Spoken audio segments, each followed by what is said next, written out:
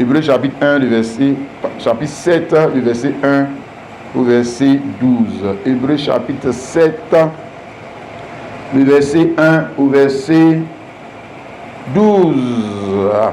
En effet, ce Melchisédek, roi de Salem, sacrificateur du Dieu très haut, qu'elle a au devant d'Abraham lorsqu'il revenait de la défaite des rois, qui le bénit et à qui Abraham donna la dîme de tout, qui est d'abord roi de justice, d'après la signification de son nom, ensuite roi de Salem, c'est-à-dire roi de paix, qui est sans père, sans mère, sans généalogie, qui n'a ni commencement de jour ni fin de vie, mais qui est rendu semblable au Fils de Dieu. Ce Melchisédek demeure sacrificateur à perpétuité.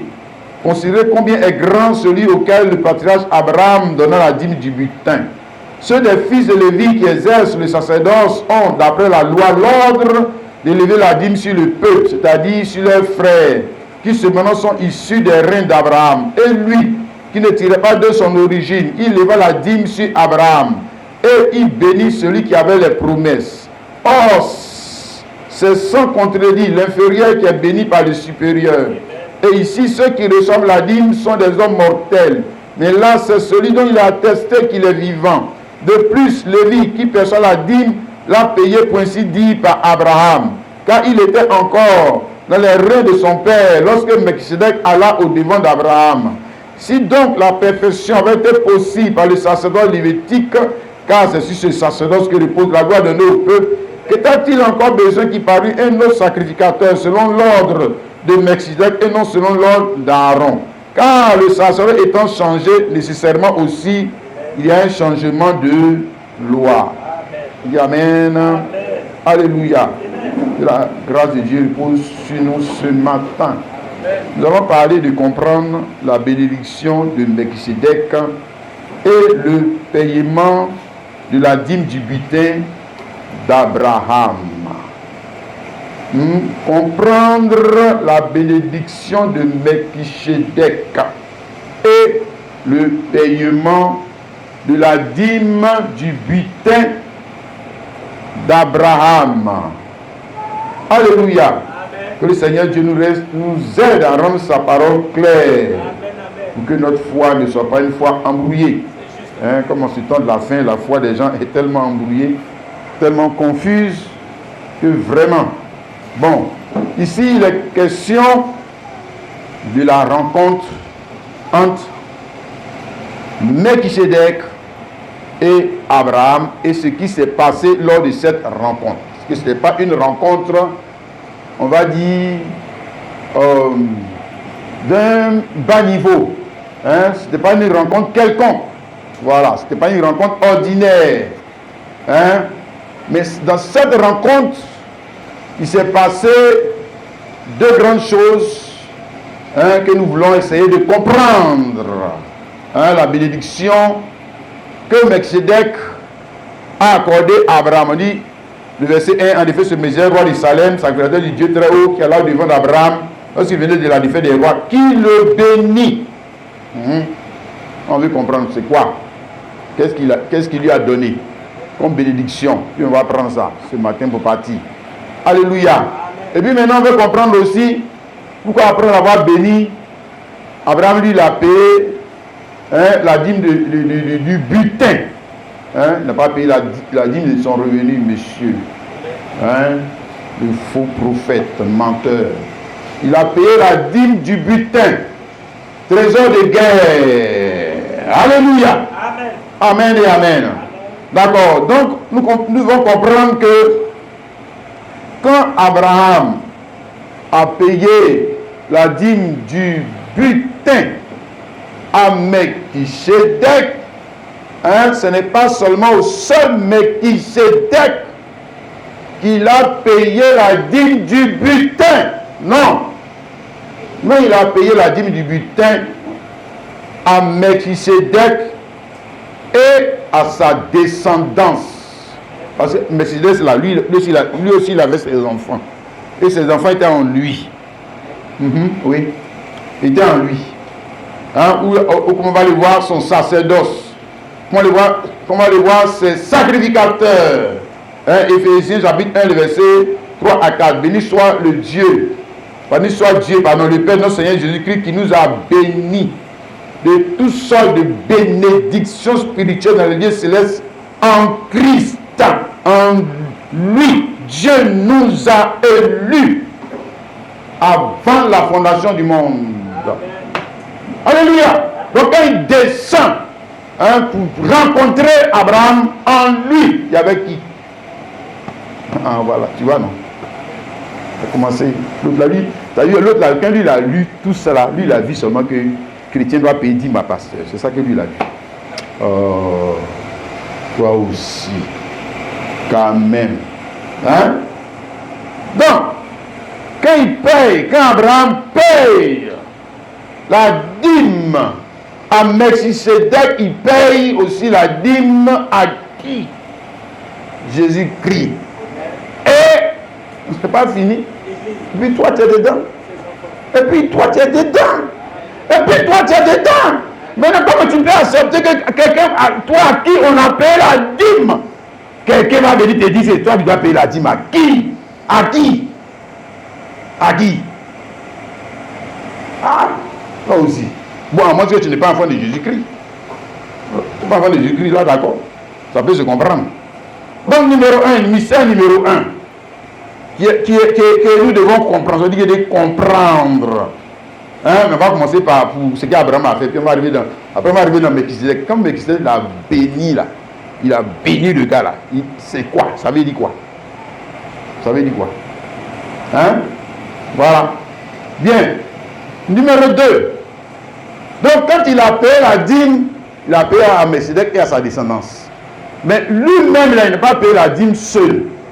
Lui aussi, parce que lui aussi, il avait une descendance. Ouais, lui aussi, il avait ses enfants. Ah ouais? Qui étaient en lui. Quand Melchisédek l'a rencontré, tous les enfants qui devaient être le produit de l'alliance et la circoncision étaient en lui. Abraham, Isaac, Jacob, Moïse, et notamment le plus haut niveau de la vie, de l'alliance et de la circoncision, c'est lequel? Le plus haut rang de la vie de la circoncision, c'est lequel? Les sacerdotes lévitiques. C'est-à-dire que dans leur alliance là, vous dites que dans leur monde là, dans leur nation là, dans leur nation là, le plus grand, si tu es grand, on dit que tu es grand là, c'est que tu es lévite. Parce qu'après lévite, il y a Dieu. Oui. Après lévite, il y a Dieu. Je lis ça pour toi ici, Hébreux 7, le verset 5. Il dit, ceux des fils de Lévi qui exercent le sacerdoce ont d'après la loi, lors d'élever la dîme sur le peuple, c'est-à-dire sur leurs frères qui sont issus des reins d'Abraham. Eux tous sont des reins d'Abraham. Maintenant, pourquoi ils prennent la dîme sur les autres? Pourquoi ils prennent la dîme sur les autres?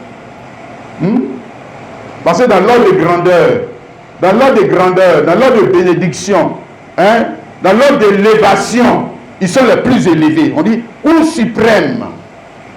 Messieurs? Ouais, ou bénédiction suprême. Tu ne peux pas, dans leur pays à eux là, dans leur nation à eux là, tu ne peux pas plus bénir qu'un lévite. Jamais. Jamais. Puisque c'est toi qui lui donnes la dîme, non. Voilà. Donc, ce n'est pas possible. Tu ne peux pas plus bénir qu'un lévite. Donc, en donnant la dîme, les autres enfants d'Israël, en donnant la dîme aux lévites, reconnaissant qu'ils sont plus, eux là, ils sont plus. Et puis, c'est lui qui prie Dieu pour toi. C'est lui qui fait le sacrifice pour toi. C'est lui qui parle à Dieu pour toi. Toi, tu es qui? C'est lui qui rentre. C'est lui qui rentre on va dire quoi, dans le lieu saint. Et puis son papa, le souverain sacrificateur, il rentre dans le lieu très saint. Toi, tu es qui? Est-ce que tu peux toucher les maisons là? Toi, tu peux toucher. Toi, tu peux rentrer, même balayer les temples. Toi, tu peux. Tu peux. Je n'ai pas dit que tu es petit baoulé. Tu es un enfant d'Israël comme eux. Il faut essayer. Tu vas voir ce qu'ils vont te montrer. Dieu va te montrer. Hein? Voilà, donc le plus haut niveau de la vie, dans l'alliance de la circoncision, dans l'alliance du sexe là, c'était être lévite. Hein? Donc sacrificateur, autorité, c'est une autorité sacerdotale, monsieur. Alléluia! Parce que la bénédiction, comment le voir? La bénédiction là dépend du rang que tu as dans la vie. La bénédiction, ce n'est pas d'abord l'argent, hein? Non, hein? Non, hein? Tu as dit, tu es qui? Tu es qui? Voilà, c'est pas seulement une question d'argent. Le président de la République de Côte d'Ivoire, ça ne veut pas dire qu'il a l'argent plus que tous les Ivoiriens. Non. Non, mais quand lui passe au feu, le feu même est rouge. Le feu est rouge, lui passe. Lui passe. Toi, il faut essayer. Essaye. Il dit, il n'y a plus l'argent. Non, non, ce n'est pas une question d'argent. C'est une question de position, de rang. Hein? De position et de rang. Maintenant, quand Abraham payait la dîme, on nous dit que, ici, Hébreux 7, le verset 9 à 10, de plus, Lévi qui perçoit la dîme, l'a payé pour ainsi dit par Abraham. Il a payé pour ainsi dit par Abraham. Quand il était encore dans les reins de son père, lorsque Melchisedec alla devant de lui, ça dit, attends, Dieu a dit ça comme ça, pour que tu comprennes. Lorsque Melchisedec et toi, vous êtes allés pour rencontrer Abraham, Abraham vous a payé la dîme. Et puis maintenant, le plus grand à Abraham là, le plus grand, et le plus, on va dire quoi, l'homme le plus élevé, l'homme le plus béni, il a payé la dîme aussi à toi. Oui. Donc, les gars les plus bénis, eux dans leur groupe là, dans leur église là, voilà, il a payé la dîme à toi. Hein? Et puisqu'il était encore la parole embryonnaire. Mais c'était ça. Mais parce que Abraham n'agissait pas à l'aveuglette. Cette rencontre, j'ai dit que cette rencontre, c'était une rencontre mystérieuse. C'était une rencontre où tous les actes. D'abord, pourquoi Melchisedec est venu avec du pain et du vin? Pourquoi il est venu, il s'appelle sacrificateur du Dieu très haut? Pourquoi tous ces titres-là? Pourquoi? On ne peut pas dire simplement Dieu est venu vers lui. On ne peut pas dire ça simplement. Pourquoi on ne dit pas ça? Que Dieu est venu pour le rencontrer. Pourquoi pas? Et puis c'est fini, non? Maintenant, pourquoi on même dit que le roi de Salem, il s'appelle Melchisedec, et il n'a pas de commencement, Pourquoi on te dit tout ça? Pourquoi? Pour te faire comprendre quoi? Voilà, c'est pas juste pour remplir la Bible, on n'écrit pas pour remplir la Bible. Non. Les choses ont leur sens. Les choses ont leur sens. Alléluia. Amen et amen. Donc je dis que la bénédiction, c'est d'abord le rang qu'un homme, une femme occupe dans la création de Dieu. Hein? On ne peut pas dire qu'est-ce que tu as. Tu es qui? Voilà, c'est ça la question. Qui es-tu? On ne peut pas dire qu'est-ce que tu as. Qui es-tu? Vous ne pouvez pas dire tu descends de qui? Hein? Voici, ici. C'est ça? Alors l'autre là, il est un chien parce qu'il descend des chiens. C'est pour ça que toi tu le domines. Ce n'est pas une question d'argent. Ce n'est pas une question d'argent. C'est une question de race. De racine, d'origine. Comprends la parole, mon frère, ma soeur. Donc, quand Abraham a payé la dîme du butin à Melchisedec et à Christ et son église, Abraham était en train de faire quoi? Reconnaître l'ordre de grandeur que le Créateur avait établi dans sa création. C'est ça qu'il est en train de faire. Il n'agissait pas pour agir. Non. Il y a un ordre de grandeur. Oui, il y a un ordre de grandeur. Oui, dans ce monde. C'est pas du cafouillage, c'est pas du désordre. Non. Non. Voilà. La création est bien ordonnée. Il y a des hiérarchies, monsieur. Il y a des hiérarchies, monsieur. Et la bénédiction dépend du rang que toi tu occupes dans la création. Hein? Voilà. On voit si tu es béni. Enfin, moi tu dis que tu es béni. Mais tu es béni dans quoi? Hein? Tu es dans vrai là aussi, oui, tu es dans pour les groupes là. Alléluia. Donc, il y avait une hiérarchie établie par Dieu, c'est-à-dire l'autorité royale, sacerdotale, prophétique, les juges, les sacrificateurs. Bon, bref, tout ce qui est autorité, qui allait sortir de l'alliance de la circoncision, Abraham t'a montré qu'ils sont inférieurs. C'est-à-dire, eux là, ils sont petits. Ils sont nos petits. Regarde, ils sont nos petits. Ils sont nos petits. Oui. Abraham a dit ça. Hein? Oui, mais il a payé la dîme à qui? Il dit qu'il a payé la dîme seulement à Melchisedec. Il a payé la dîme seulement à Jésus-Christ. Bon, d'autres même ont dit que c'est Jésus-Christ. Bon, même si vous voulez, c'est Jésus-Christ. Mais lui-même, il ne se met pas dedans. Hein? Non, il ne se met pas dedans. Hein? Maintenant, il met les chrétiens en dehors de ça. Les chrétiens, vous avez vu, Abraham, si vous êtes les enfants d'Abraham, Abraham a payé la dîme et puis il n'a pas payé la dîme à toi, le pasteur, Abraham. Non, monsieur. Ce n'est pas toi, le pasteur, le prophète. Non. Non. Il a payé à Melchisedec et à sa descendance. Hein? Pour dire que tous ceux qui allaient sortir de Melchisedec, c'est-à-dire les rois, c'est-à-dire les sacrificateurs, c'est-à-dire les prophètes, c'est-à-dire les pasteurs, c'est-à-dire les serviteurs de Dieu, c'est-à-dire les servants de Dieu, c'est-à-dire les juges, ce sont aussi des autorités. Ce sont aussi des autorités. Toi aussi tu as une autorité, mais toi ton autorité, on est en train de te montrer que ton autorité, au-dessus de l'autorité de qui? De qui? Mais ceux qui sont sortis du sexe, ceux qui sont dans l'autorité du sexe. Oui, c'est ce qu'on entend de te dire. Hein? Bon, puisque alliance de la circoncision, si même on reste dans l'alliance de la circoncision, pour eux là, c'est alliance du sexe. Donc les enfants du sexe, on avait vu ça dans la leçon, les enfants du sexe d'Abraham, les enfants du sexe d'Isaac, les enfants du sexe de Jacob, les enfants du sexe de Lévi, les enfants du sexe de David. C'est ceux-là qui ont droit à l'alliance. C'est eux. C'est eux. Voilà. Non, tu ne peux pas rentrer dans les temps, toi petit baoulé. Non, tu ne peux pas. Il faut être enfant de Lévi. Ou même enfant de Aaron. Tu peux t'asseoir sur le trône, il faut être enfant de David. C'est toujours sexe, non? C'est pas ça? C'est toujours sexe, non? Oui. C'est toujours sexe. Voilà. Maintenant, on te dit que, Abraham te dit que, hein, ceux qui sont descendus de Melchisedec, hein, pour eux là, c'est pas sexe. Pour eux là, c'est la foi dans la parole révélée. Hein, tu comprends, non? Ils sont autorités. Eux aussi sont autorités. Au-dessus. Au-dessus. Au-dessus des autres. Hein? Au-dessus de l'église d'Israël. Mais si tu veux, je vais étendre ça au-dessus des gens là. Tu les vois, non? C'est pas sexe. Les gens que tu vois là, c'est pas sexe. Les gens même que tu as envie là, c'est pas sexe. Si ils sont dans une position, ils sont dans une position, hein, qui est relative au sexe, monsieur. C'est leur position.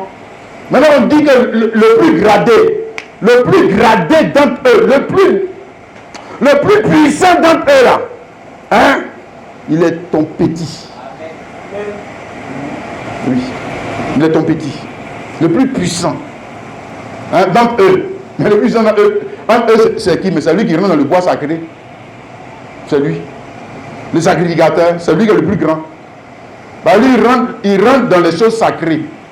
Tu es président, tu es quoi, tu ne peux pas rentrer là-bas. Non. Ce n'est pas affaire d'argent. C'est-à-dire, tu es qui pour rentrer là-bas? Tu es qui? Tu es qui? Ce n'est pas je suis milliardaire dont je rentre. Faut essayer. Même fétiche là, essaie. Tu vas voir ce qui va t'arriver. Essaie. Même les masses, essaie. Hein? Le frère. Maintenant, tu vois ce qu'Abraham a fait, il n'avait pas même Isaac. Il n'avait pas donc Ismaël. Il n'avait pas Isaac. Il n'avait pas encore Jacob. Il n'avait même pas encore les 12 tribus. C'est-à-dire de part et d'autre, parce qu'ils sont deux, non? Ils se sont rencontrés, non? De part et d'autre, il n'y a personne. Ils sont deux. Il n'y a personne. Ils ne sont même pas encore là. Les enfants ne sont pas encore là. Hein? Regarde. Les enfants ne sont pas encore là. Donc on n'a pas dit que lui il avait bien fait. Donc c'est parce que l'autre avait bien fait que lui il est devenu plus grand. C'est parce que l'autre avait mal fait qu'il est devenu plus grand. Il n'y a pas quelqu'un qui a mal fait. Puis il n'existe même pas. Il n'y a pas quelqu'un qui a mal fait, non? Hein? Oui, mais Abraham, lui, il sait quand les enfants vont naître là. Quand les enfants vont naître là, qui sera le plus grand? Lui sait. Ah bon. Nous, on marche dans la tradition, là. Nous, on marche dans la tradition. Et les gens marchent dans la révélation. Les gens, ce sont des théologiens. Et ils disent qu'ils sont enfants d'Abraham. Quand tu es enfant d'Abraham, tu marches pas dans la révélation. La révélation des choses que Dieu a cachées. Pourtant, tu dis que tu es enfant de Dieu, mais tu es époux de Dieu. Et tu ne connais pas le mystère de Dieu. Mais que c'est la morale seulement que tu connais. Hein? Romains chapitre 9, les versets 10 à 13. On dit ici de plus, il a fait ainsi de Rebecca, qui conçut du seul Isaac, notre père. Car, quoique les enfants ne fussent pas encore nés, et qui ne soient ni bien ni mal, afin que le dessein d'élection de Dieu subsistât, sans dépendre des œuvres, et par la seule volonté de celui qui appelle, il fut dit à Rebecca, l'aîné sera assujetti au plus jeune. Selon qu'il est écrit, j'ai aimé Jacob, j'ai haï Esaü. Ici, là, c'est la même idée. C'est la même idée qui est là. C'est-à-dire qu'ici, vous connaissez l'histoire, non? La femme, elle était enceinte. Hein? La femme était enceinte, donc maintenant, elle s'en va consulter le Seigneur. Souvent, mais qu'est-ce qui se passe dans mon ventre? Et le prophète lui a dit que tu as des jumeaux dans ton ventre. Mais le plus grand, c'est-à-dire le premier qui va sortir, le premier là, c'est lui le plus petit. Hein? Ouais, mais qui est venu en premier? C'est l'alliance de la circoncision qui est venue en premier. Donc c'est vous qui êtes le plus petit. C'est que vous êtes nos petits. Voilà. Il faut sortir en premier, tu vas voir. Il est premier, tu vas être dernier. Quand ils vont faire le classement, tu vas être dernier. Il faut venir en premier, tu vas être le dernier. Voilà. Donc, pour Jacob, c'était la même chose. C'est-à-dire que Dieu, j'ai dit, il ne fait que c'est un pédagogue. Il ne fait que se répéter. Donc, Abraham, c'est la même chose qu'Abraham a fait. Voilà. Lui, il n'est pas le consulter, mais lui-même, il est le prophète. Ok? Donc, il est le prophète, il peut savoir entre les deux nations, parce que c'est deux nations, c'est deux pays, deux nations, deux églises. Quelle est celle qui a le plus d'autorité? C'est laquelle? Il me dit, mais c'est ceux qui vont venir de Melchisedec là. C'est eux. Voilà. Maintenant, nous les gars, on dit que non, ce n'est pas vrai. Que tu as vu Salomon, tu as vu David, tu as vu Moïse, il y a des jeux comme ça. Et puis lui, il dit qu'il est enfant d'Abraham. Oui. Non, toi tu n'étais même pas dans Melchisedec, tu n'étais même pas dans Abraham aussi même. Toi tu étais où quand le gars faisait ça? Hein? Et regarde, le frère et la soeur. Tu dis Amen et Amen. Alléluia. Amen.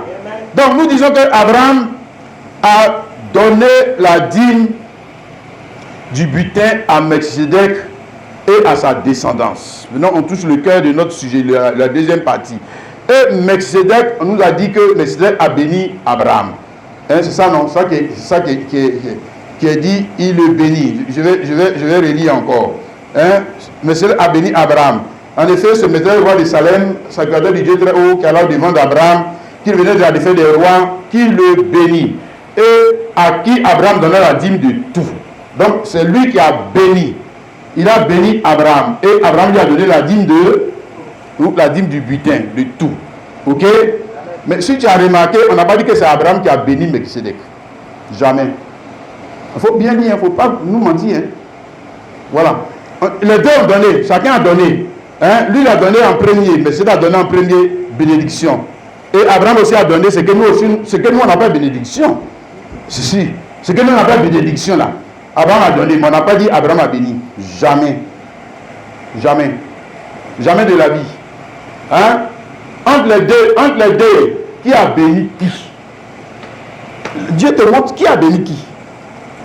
Qui a béni qui? Qui peut bénir? Qui peut réellement bénir? Sans que cet homme ou cette femme doit être une autorité spirituelle. Mais, issu de quelle alliance? Il faut ajouter ça. Hein? Qui peut réellement? Si on sait que nos parents bénissent, hein, les pasteurs aussi bénissent, ils maudissent même maintenant, ils ne bénissent même plus. Oui, si.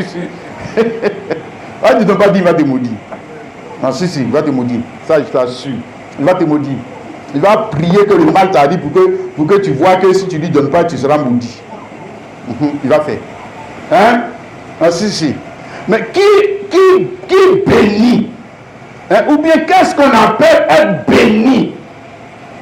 Qu'est-ce qu'on appelle être béni? Parce que si donner de l'argent, hein, dans l'œuvre de Dieu, c'est béni Dieu, chanter, c'est béni Dieu, dans ce cas, on aurait dit Abraham l'a béni. Oui. Hein? Ah si. Moi, je n'ai pas dit que ce n'est pas béni Dieu. Hein. Mais en réalité, qui bénit? C'est lui qui nous bénit. Je te dis, c'est Dieu qui nous bénit. Ce que tu es en train de faire là, ce que toi tu es en train de faire là, hein, le frère, ça ne va jamais dépasser pour lui. C'est pour ça qu'on dit que c'est lui qui bénit. Ça ne va jamais égaler. Donc qui bénit? Qui bénit? Hein, le frère et la sœur. Alléluia. Ou alors on va dire que la bénédiction dépend de l'autorité qui représente cette bénédiction. Voilà, là c'est bien expliqué. Je répète, la bénédiction dépend de l'autorité qui représente cette bénédiction. La bénédiction, quand il y a des gens ici, ils sont là, matin, midi, soir, je te bénis. Ta vie a changé. Même chose dans le nouvel an, je te bénis. Une nouvelle an, chose prospère. Voilà. Ça, c'est du n'importe quoi. Ça a changé ta vie?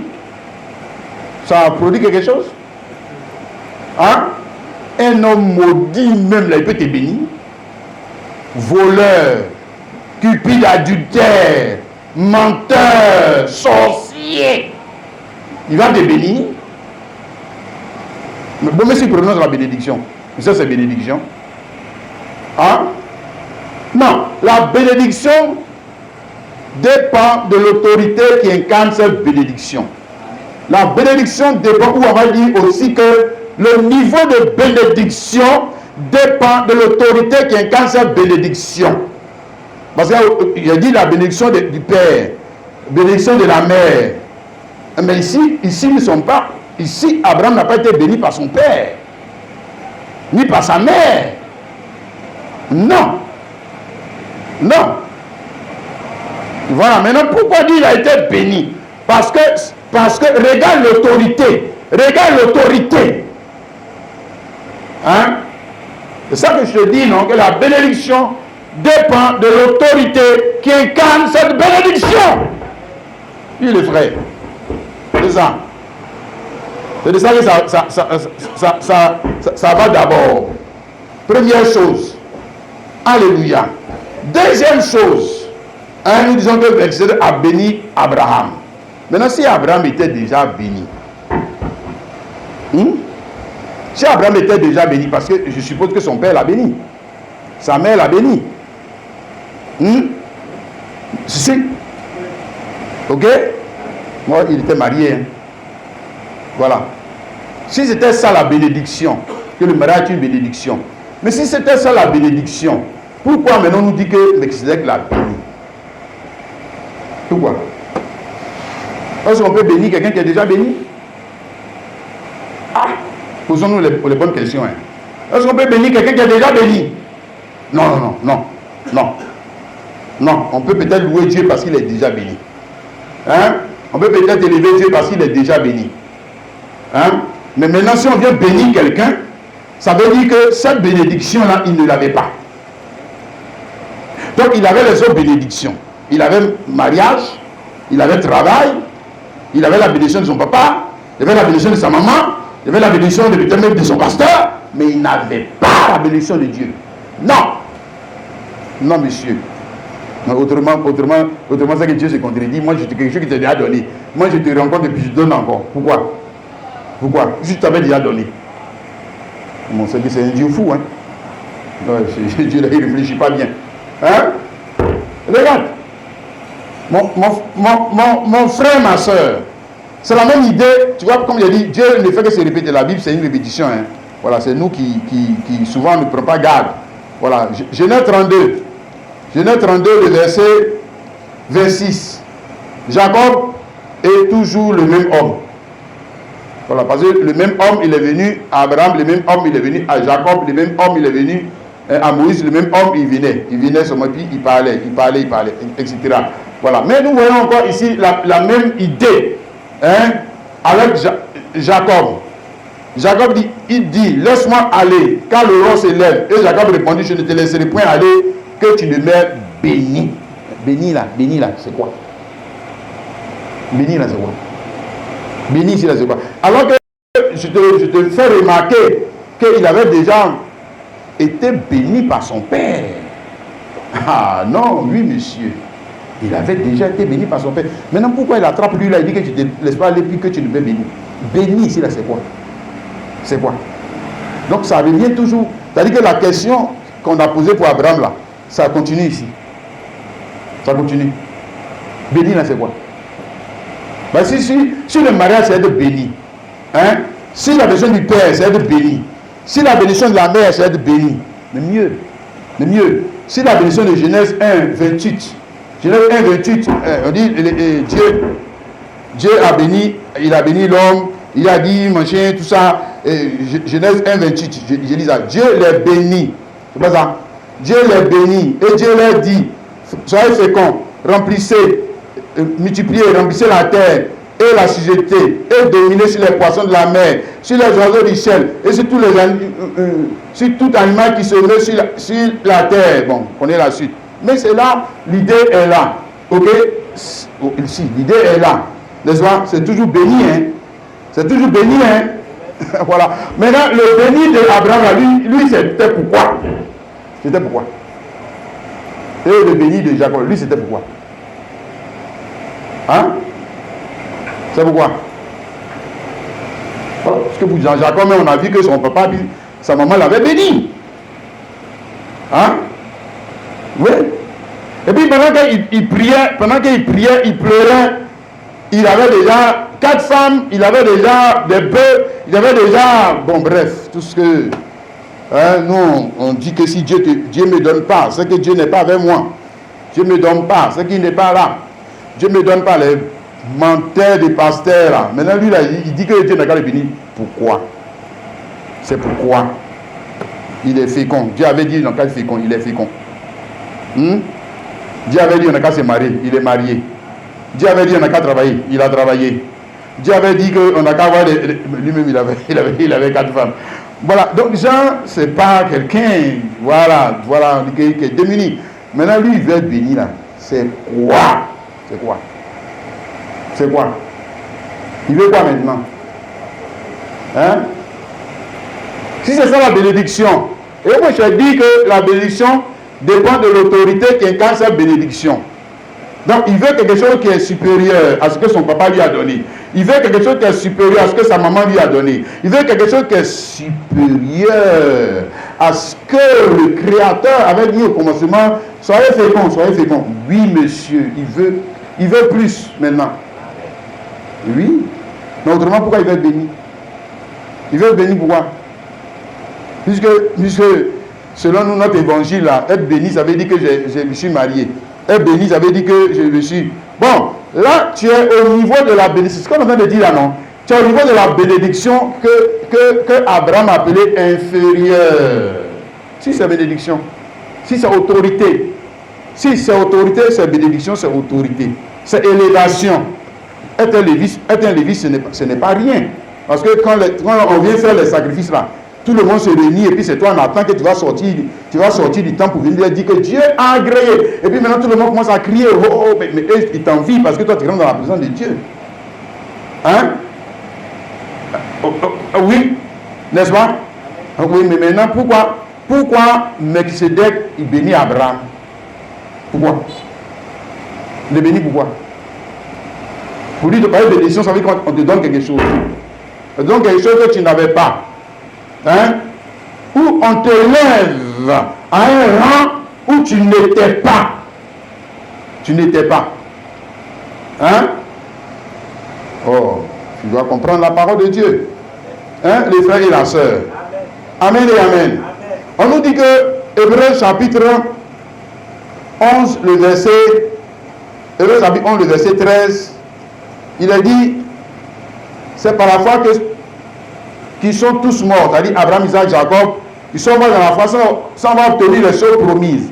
Mais ils les ont vus et salués de loin et connaissant qu'ils étaient étrangers et voyageurs sur la terre. Donc, les choses promises, c'est ça que je suis en train de parler, la bénédiction qu'on lui a donnée là. C'était les choses promises. Hein? Mais il est mort. Il est mort, lui, et puis ses successeurs dans cette bénédiction, ils sont tous morts sans devoir dire les choses promises. Parce que si les choses promises c'était Isaac, si les choses promises c'était Jacob, si les choses promises c'était le mariage, si les choses promises c'était l'enfantement, si les choses promises c'était le bœuf, si les choses promises, mais dans ce cas on ne va pas dire qu'il est mort sans avoir vu. Non, ça se contredit. Non, on ne dit pas ça. On ne dit pas ça. Hein? Voilà. C'est ça? Maintenant, si on dit qu'ils sont morts sans avoir vu les choses, donc quand il a béni Abraham, il a béni Jacob, c'est toujours la même bénédiction qui continue. Hein? Il a béni, mais il n'a pas vu les choses promises. Pourquoi? Parce que pour voir ces choses promises, il fallait que la parole de Dieu rentre sur son vrai visage. Hein? Pour être exécuté. Oui. C'est ça? C'est pour ça qu'il n'a pas vu. Mais il a vu la parole de Dieu. Il nous a montré la parole de Dieu sur sa forme embryonnaire. Il nous a montré ce en quoi il espérait là. Il t'a montré la personne de qui ça va venir. Il t'a montré Melchisedec. Il t'a pas montré ses bœufs. Il t'a pas montré son mariage. Non, il n'a pas fait ça. C'est toi qui vois ses bœufs. Maintenant, regarde celui que lui, il t'a montré. Ah. Oui. Non, la parole ne peut pas s'exécuter. Elle ne peut pas s'exécuter parce que c'est une promesse qui est relative, l'on vit à un testament. Donc, on ne peut pas entrer dans cette promesse tant que la parole ne rend pas son vrai visage pour être exécutée. La promesse est relative à la bénédiction là. Bénédiction qu'il a apportée là, c'est relatif à un testament. Maintenant, à quel moment on peut entrer dans le testament? Mais il faut que la parole soit exécutoire. Il faut que ça en arrive au temps. Hein, pour le testataire, mais c'est ça, non. Oui. Voilà. Donc, en attendant, on ne peut pas. Hein? Mais il croit. Abraham, Isaac, Jacob croyaient. Ils croyaient qu'ils sont morts dans la foi, dans ses promesses. Ils sont morts dedans. Hein? Les frères et la sœur. Alléluia. Amen et amen. Et que la plus grande et la plus précieuse promesse ne sont pas dans l'alliance de la circoncision et du sexe. Et que l'homme qui est élevé dans cette alliance, béni dans cette alliance, là, il n'est pas encore arrivé. Non. Non. Non, monsieur. Si tu t'arrêtes là, la place sur laquelle tu es assis là, on va enlever ça en bas de toi un jour. Est-ce que tu sais ça? Ah si, on va te détrôner. Si. Le véritable est en Melchisedec, on va te détrôner un jour. Est-ce que tu sais ça? Bon. Faut t'asseoir, faut prendre racine même, si tu veux. Prends racine. Tu vas voir dedans. Hein? Oui, le frère et la sœur. Donc, il est en train de montrer quelque chose. Hein? Le plus grand. Parce qu'il a vu quelque chose de plus grand. Donc, pour lui, là, il a vu le plus grand, c'est les Lévites. Hein? Maintenant, quand il a regardé Melchisedec, il a vu que là-bas, là, il y avait plus grand que dans pour lui, là. Hein? Voilà. Et puis, il t'a indiqué. Quand il paye la dîme, là, il est en train de te montrer. Il n'a pas dit chrétien, viens payer dîme. Non. C'est pas ce que ça veut dire. Non. Il est en train de te montrer. Alléluia. L'autorité suprême de qui va sortir, on va dire, la loi, l'alliance, qui peut nous sortir de quoi? De la malédiction sous laquelle le premier Adam nous a introduit. Voilà. C'est ça? Genèse 1, on avait lu ça tout à l'heure là. Genèse 1, 28 là. Genèse 1, 28. Dit, il est béni, soyez féconds, multipliez, machin. Moi je pose la question. Adam là, avec sa femme, ils nous ont bénis. Ils nous ont bénis. Ah mais s'ils nous ont bénis, pourquoi Jésus est venu nous sauver alors? S'ils nous ont bénis, ils nous ont bénis. Ils ont pu nous bénir. Ils peuvent nous bénir. Hein? Oh. Donc c'est là qu'il te dit là. Toi non? Leur bénédiction là. Leur bénédiction, c'est pas suffisant. Parce qu'en réalité, ce n'est pas une bénédiction. Ce qu'Adam et Ève ont fait. Ils ne nous ont pas fait entrer dans la bénédiction. Ils nous ont fait entrer dans la malédiction. Tu ne sais pas ça?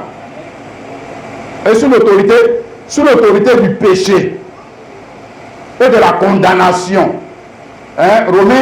Romains chapitre 5, je lis ça pour toi. Romains chapitre 5, le verset 12 à 14. C'est pourquoi, comme par un seul homme, le péché est entré dans le monde, et par le péché, la mort, et que si la mort s'est étendue sur tous les hommes, parce que tous ont péché.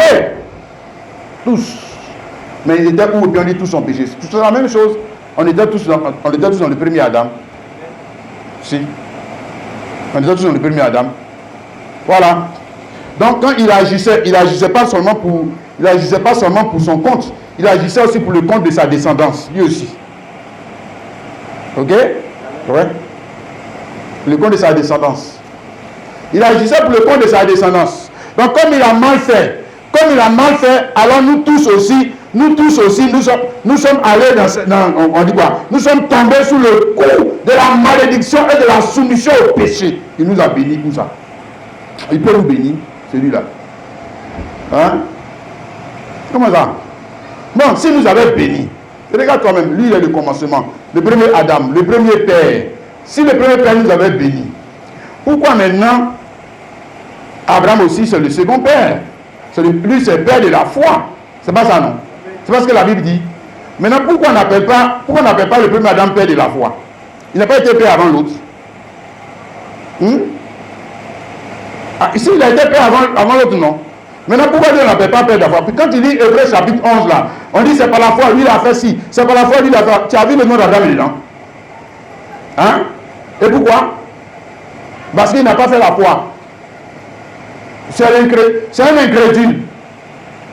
Et son incrédulité nous a fait quoi? Nous a fait perdre notre position.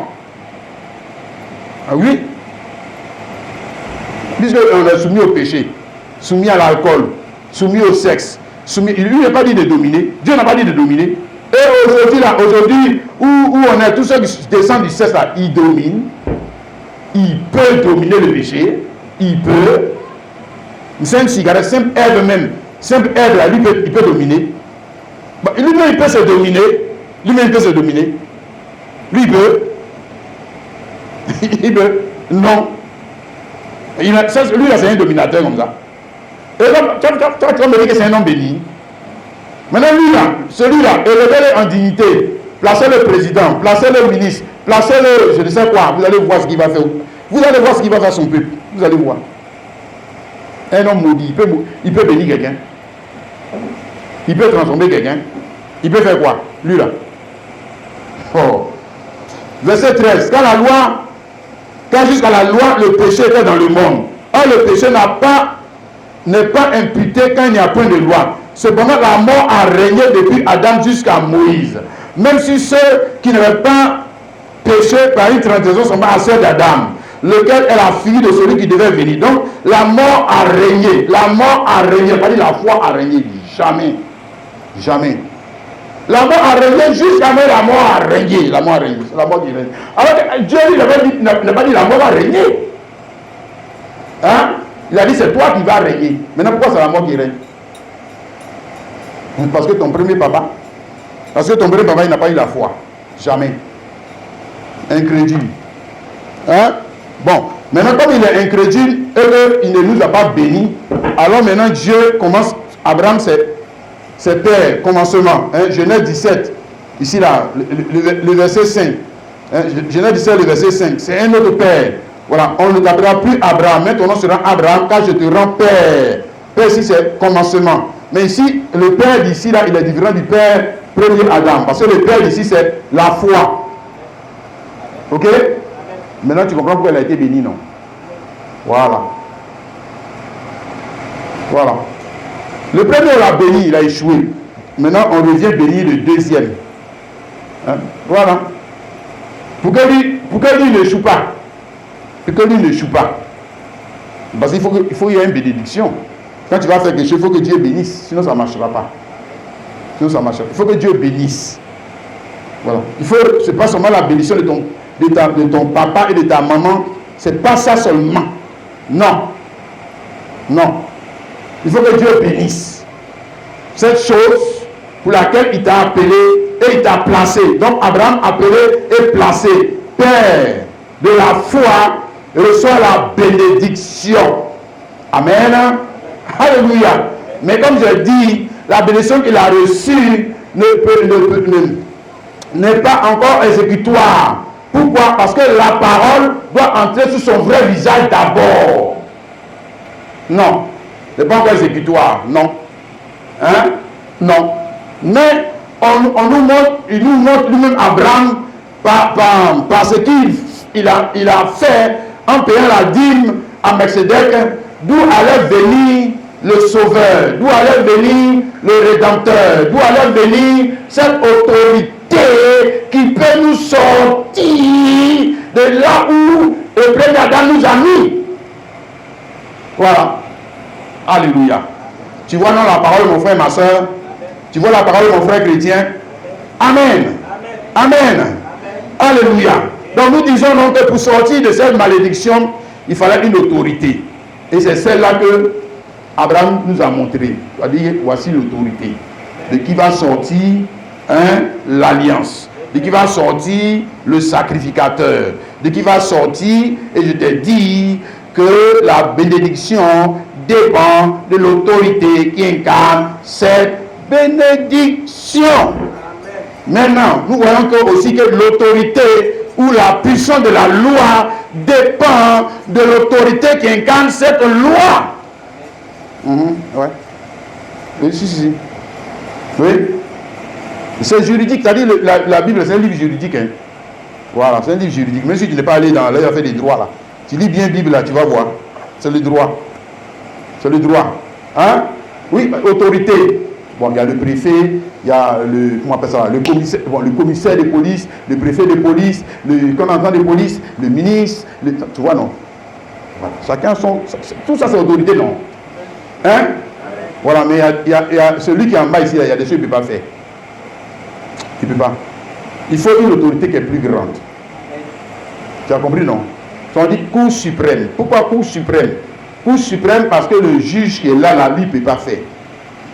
Pourtant, il est juge aussi, hein. Il ne peut pas faire. Donc, il faut aller un peu plus haut. Alléluia. Amen. Pourquoi? Maintenant, tu vois, non? Dieu devait nous envoyer une autorité qui est beaucoup plus grande que les Lévites, que les sacrificateurs, que les Moïse. Parce que les Moïse, leur autorité, les sacrificateurs et leur autorité ne pouvaient pas nous sortir de quoi? De la loi du péché et de la mort. Il ne peut pas. Il ne peut pas. Hein? Mieux sortir de la malédiction. Il ne peut pas. Ok? On va dire qu'ils ne sont pas bénis. S'ils sont bénis, mais leur bénédiction là, n'est pas capable de vraiment te bénir. Parce que la bénédiction, on avait besoin après le péché. La bénédiction, on avait besoin après le péché là. Ce n'est pas mariage, on avait déjà ça. C'est qui va nous sauver?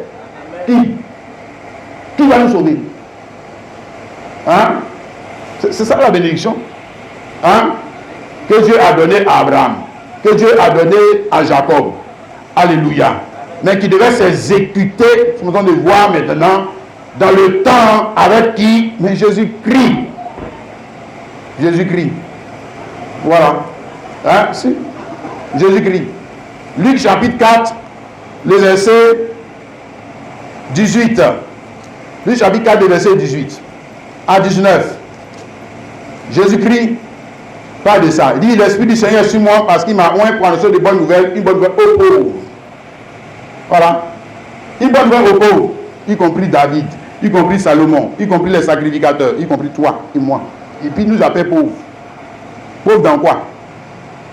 Pauvre, c'est pas, ça dit quelqu'un qui a besoin d'être béni. C'est lui qui est le pauvre. Il a besoin qu'on le bénisse. Il a besoin qu'on le bénisse. Mais comment on va le bénir s'il dit qu'il n'est pas pauvre? Comment on va le bénir? S'il croit qu'il est déjà béni, comment on va le bénir? S'il croit que l'alliance dans laquelle il est là, et les richesses de cette alliance-là, c'est ça la vraie bénédiction, comment on va le bénir? S'il croit que le siège que Dieu lui a donné là, c'est le vrai siège qu'on ne va pas prendre ça en bas de lui, comment on va le bénir? Comment? Non, là il va fréquenter l'église. Donc voilà. Il ne peut pas être béni. C'est même pas un fils d'Abraham. Il ne sait même pas ce que c'est que le droit et la bénédiction. Il ne sait pas. Hein? Qu'il y a deux alliances. La première alliance, c'est celle dans laquelle le premier Adam nous a fait entrer, l'alliance du sexe. Et l'autorité, toute richesse qui est dans cette alliance-là, ne sera jamais capable de te délivrer de la puissance du péché de la mort. Jamais. Jamais. Pourquoi? Mais parce que la puissance du péché de la mort est supérieure à lui. C'est-à-dire que le péché n'a une autorité qui le dépasse. Ça ne le dépasse. Lui là, il est trop petit. Il est trop petit devant le péché. Il est trop petit. Il est trop petit. Vous ne pouvez pas dire devant le diable et les démons. Lui peut faire quoi? Lui peut faire quoi? Il est petit. Il est là petit. Et pourquoi est-il là petit? Parce que dans le premier Adam nous a vendus comme esclaves au péché. Oui. Tu ne sais pas ça? Si on était tous en lui, et qu'est-ce qu'il a fait? Il ne nous a pas bénis. Non. Il nous a vendus. Hein? Et Romains chapitre 7, le verset 14. Quand nous savons le fait que la loi est spirituelle, mais moi je suis charnel, vendu au péché. Mais qui nous a vendus? C'est qui? Moi je suis charnel, vendu au péché, mais on sait que la loi est bonne. La loi de Dieu, oui, la loi aussi, c'est pas mauvais. Faut pas voler, est-ce que c'est mauvais? Faut pas mentir, est-ce que c'est mauvais? Hein? Voilà, faut pas tuer, est-ce que c'est mauvais? C'est pas mauvais. Non, c'est pas mauvais. Ok? C'est une bonne chose, n'est-ce pas? Mais dès lors qu'on dit faut pas tuer, faut pas voler, faut pas mentir, faut pas faire ci, faut pas faire ça, faut pas faire ça, alors que le gars, avant qu'on lui donne la loi, il était déjà vendu au péché. Il était déjà vendu au péché. Donc dès lors qu'on fait ça, la loi ne peut pas dire bénédiction pour lui. La loi sera quoi? Une malédiction pour lui. Parce qu'il va voler. Quand il va voler, maintenant on fait comment? La loi dit on fait quoi? On le tue, non? C'est ce qui va mourir. C'est ce qui va mourir. Il n'y a pas quelqu'un qui est garçon qui va se mettre à dire que toi, il ne faut pas mourir. Il n'y a pas. Tu vas mourir. Hein? C'est pour ça que dans le cas de Akan, je t'ai plusieurs fois montré ça, que l'Éternel Dieu, les sacrificateurs, Josué, ils n'ont pas été capables, hein, de garantir la vie du pauvre Akan. Alors que le pauvre Akan, ils ont dit de faire les sacrifices. Pour le péché, il a fait. Il a fait tous les sacrifices. Tous les fois, il avait fait les sacrifices. Il avait fait de son mieux. Mais ce jour-là, le péché l'a tellement dominé qu'il allait faire ce que Dieu a dit de ne pas faire. Ils l'ont tué. Ils n'ont pas dit que non, laissez le pauvre. Il avait déjà fait les sacrifices. Non, monsieur, non. Non. Non. Non. Tu vas mourir. Et c'est ce qui va t'arriver. À toi, mon frère, ma soeur. Si tu ne connais pas ce que ça veut dire de bénir, tu vas mourir. Tu vas mourir. Incrédule. Tu vas mourir. C'est quoi tu comptes pour sortir de ce jugement? Dans lequel, on dit, pour ne pas dire la condamnation dans laquelle le premier Adam nous a envoyé. Tu comptes sur quoi? Sur qui? Sur ton rang. Tu es fort. Tu ne connais pas le droit. Oh, quoi? Hein? Dans les pays, on dit on ne fait pas ça. Tu fais ça, on va te faire quoi? Mais on va dire, la condamnation qui est derrière, c'est ça qu'on va faire. Voilà. Même si auparavant tu avais été un homme bon, tu avais été un homme gentil, tu donnais du blé à la voisine, tu donnais à manger au voisin, tu donnais comme Achan, Jésus sûr qu'il faisait ça. Sa femme faisait ça, préparait pour les voisins, elle faisait ça, elle faisait ci, elle faisait ça. Le pauvre Achan aussi, de temps en temps, il aidait les gens, mais le jour il a péché. Les gars même qui les a aidés, là, ils ont pris cahier pour le lapider, il est mort. Et toi, tu vas échapper comment? Comment vas-tu échapper? En priant, en jeûnant. Voilà, donc Abraham nous a montré notre besoin. Notre besoin, c'est que nous avons besoin d'une autorité. D'une autorité qui soit plus, on dit quoi, qui représente une loi qui est beaucoup plus grande, que le péché. Deux, que la loi. Notre autorité est plus grande que la loi. Et c'est ce qu'Abraham a montré, notre autorité, l'autorité qui va venir là, il est plus grand que la loi. Parce que la loi va venir de lui, non? Quand il a appelé, il vous a montré que lui là, il est plus grand que la loi. Il est plus grand que le péché. Il est plus grand que le diable. Il est plus grand que les démons. Et je t'ai dit que la puissance de la loi dépend de l'autorité qui incarne cette loi. Oui. Ça, c'est le droit. Ah, si. Ah, décret que tu as pris, commissaire de police, commissaire de police a pris là. Celui qui est au-dessus de lui là, il peut annuler ça. Tu sais pas ça? Si, il peut. Il peut enlever ça. Merci. Oui. S'il a une autorité plus grande, il va enlever ça. Hein? Et c'est comme ça que le président de la République lui-même peut gracier des gens que des juges ont mis en prison. Pourquoi? Parce qu'il a une autorité plus grande. Moi je dis, la loi dépend de l'autorité qu'il incarne. Donc, la loi de Moïse était quelque chose de petit. C'est pour ça qu'il a dit dans Romains 8, le verset 1er. Romains 8, le verset 1er, c'est bon. On va dire comme ça. Romains 8, le verset 1er. Il y a donc maintenant aucune condamnation pour ceux qui sont en Jésus-Christ. En effet, la loi de l'esprit de vie en Jésus-Christ m'a affranchi de la loi du péché et de la mort, car chose impossible à la loi. Donc il y a quelque chose que la loi ne peut pas faire et les autorités de la loi ne peuvent pas faire parce que la chair la rendait sans force. La chair la rendait sans force. Donc la chair, c'est-à-dire le péché est plus fort que la loi. Oui. Tu sais pas ça? Le péché. Ouais, il ne faut pas voler, ça, tu sais ça, il ne faut pas voler. Mais le péché va dire, tu dois voler, et tu vas voler. Et tu vas voler. Si Dieu te demande, tu vas voler. Même si tu connais les conséquences, tu vas voler. Si, tu vas les faire. Oui, parce que la loi est dans un livre, alors que le péché est en toi. Tu as compris? La loi est dans un livre, alors que le péché, lui, il est en toi. Il dort avec toi. Il vit avec toi. Mieux, il conditionne ta manière de vivre, ta manière de t'habiller, ta manière de parler, ta manière de faire. C'est ta nature. Le péché, c'est ta nature. Monsieur, c'est ta nature. Voilà, non, c'est pas quelque chose qui n'est pas toi. C'est toi. Ce que tu fais. Hein, les frères et la sœur. Donc la loi, quand Dieu a donné la loi et les sacrificateurs de la loi au peuple d'Israël, ça ne pouvait pas les arranger puisqu'ils étaient déjà pécheurs. Ils étaient déjà pécheurs. Voilà. Avant même, il y avait un commandement. On dit, tu ne dois pas manger l'arbre du fruit de la connaissance du bien et du mal. Le gars a péché. Et puis on vient donner 10 commandements et quelqu'un va venir me dire que c'est là qu'il peut être juste. Il y a quelqu'un comme ça. Toi, tu ne réfléchis pas assez, quoi. Toi aussi. Alors que la loi de Moïse, ce n'est même pas 10 commandements, c'est plus de 600 commandements. Et même tu n'as pas pu. On te donne maintenant 600, c'est là que puis le musulman, il dit que non, on peut se sanctifier. Se sanctifier comment? Se sanctifier comment? Comment encore? Mais c'est que Dieu veut me tuer. Tu ne sais pas ça. C'est qu'on veut te placer sous la condamnation. Et pourquoi on va te placer sous la condamnation? Pour que tu comprennes, comme ce que Abraham a dit, que le Rédempteur, le Libérateur, doit venir de notre monde, de notre sacerdoce. Il ne peut pas venir de gens là, des gens du sexe. Il doit venir en dehors du sexe.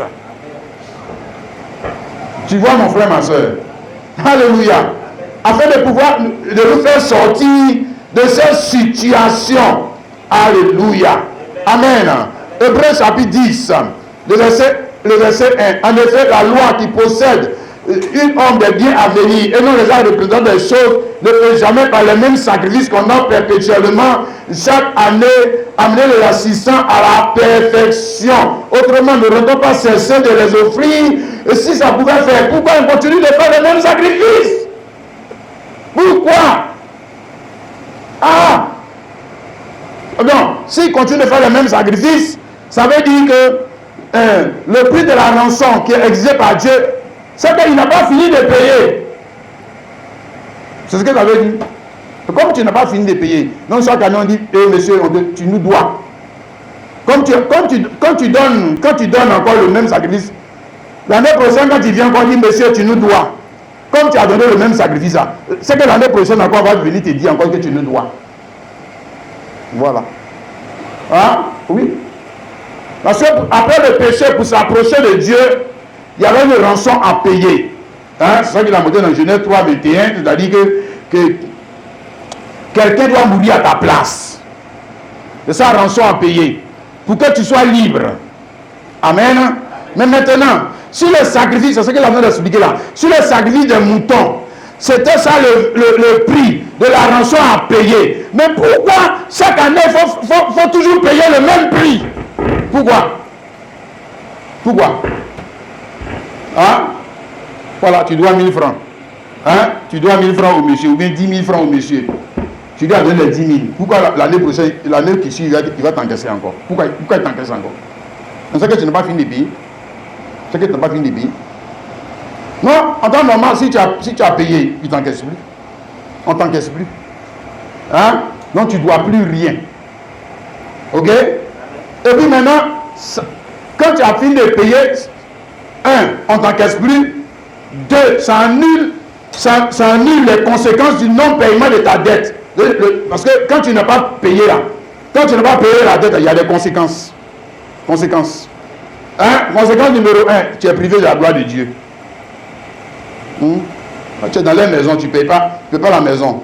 Hein? On te met, il y a conséquence. S'il y a conséquence, on va te chasser de la maison. S'il y a conséquence.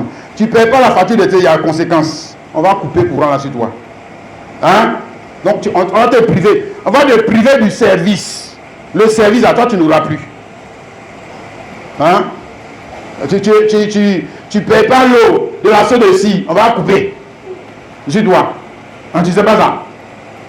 Maintenant, regarde, dans Boudier là, hein, c'est quoi? Privé de la gloire de Dieu. Hein, Romains 3, 23. Privé de la gloire de Dieu. Tous sont péchés et sont privés de quoi? De la gloire de Dieu. Attends, je vais lire ça bien pour toi. Romains 3, 23. Car tous sont péchés sont privés de la gloire de Dieu. Hein? Voilà, pas de gloire du mariage, comme ça, les autres choses qui sont relatives au sexe là. Voilà, c'est pas de ça on parle. Mais la gloire de Dieu, la gloire de la vie éternelle.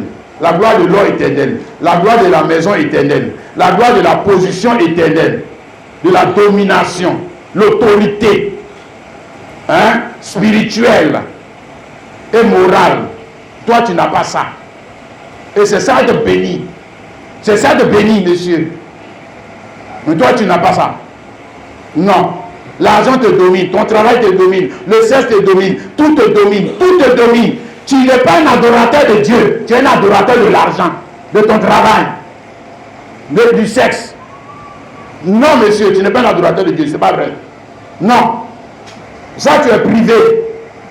Tu es privé de ça. Maintenant, on dit que pour retrouver cette adoration, il y a une rançon à payer. C'est pour ça que le sacrificateur, il faisait le sacrifice pour qu'on puisse retrouver cette adoration. Mais maintenant, on te dit que pourquoi tout le temps il vient faire le même sacrifice? Mais si tu viens faire le même sacrifice, ça veut dire que le prix de la rançon, ça reste impayé. C'est que tu n'as pas fini de payer. Ce que ça veut dire, sinon, comment la dette, j'ai déjà la banque, j'ai fini de payer. Pourquoi on me coupe encore? Pourquoi? Hein, pourquoi? Mais c'est que je n'ai pas fini de payer. Donc, comme tu n'as pas fini de payer les conséquences, hein, le frère et la soeur, alléluia. Maintenant, pour payer cette dette-là, c'est comme son nom de t'expliquer pour payer cette dette-là, il fallait une autorité qui soit plus puissante en bénédiction, en richesse, en gloire. Lui, monsieur, hein? C'est ça. Les pauvres, il va te délivrer comment? Lui-même, alien de la situation, lui-même, il est pauvre comme toi. Lui, il va te délivrer comment? Il n'a pas cette ressource. Il va te délivrer comment? Avec quoi? Il peut. Hein? Voilà, donc Abraham t'a montré cette personne. C'est pour ça que Jésus a dit ici dans Matthieu 5, le verset 17. Ne voulez pas le soir venir abolir la loi ou les prophètes. Je suis venu non pour l'abolir, mais pour l'accomplir. Et quand je vous le dis en vérité, tant que le ciel et la terre ne passeront point, il ne débattra pas de la loi un seul iota et un seul trait de lettre jusqu'à ce que tout soit arrivé ou jusqu'à ce que tout soit accompli. Donc jusqu'à ce que tout soit arrivé ou accompli, c'est que loi là, vous êtes dedans. C'est que vous êtes dedans. Ah bon. Monsieur, regarde, il n'a pas entendu dire ici que les 10 commandements sont encore là. Oh, toi aussi. Il parle ici d'accomplir.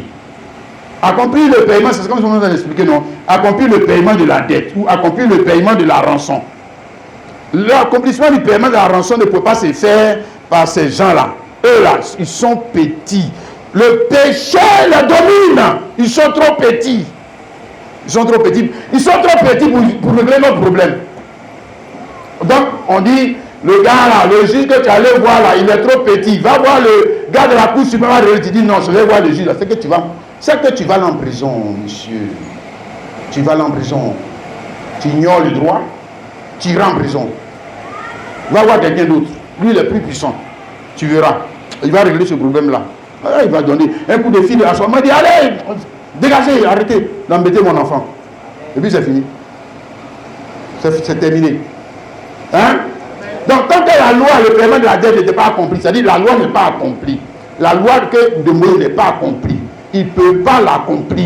Il ne peut pas. Il ne peut pas. Ils sont trop petits pour l'accomplir.